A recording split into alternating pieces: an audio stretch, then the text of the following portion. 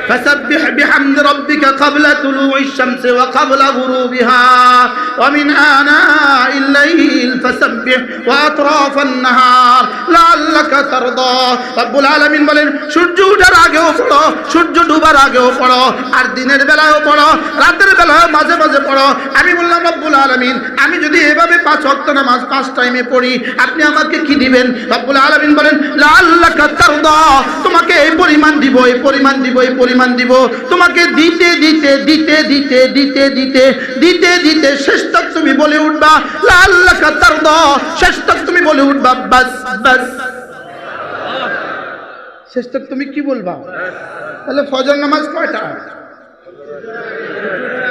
কে বলেছে? তাহলে যেখানে কাবলা তুলুই শামসে, কাবলা কাবলা মানে আগে, তুলুই মানে উঠা, শামসে মানে সূর্য, সূর্য উদয়ের আগে, এখানে আর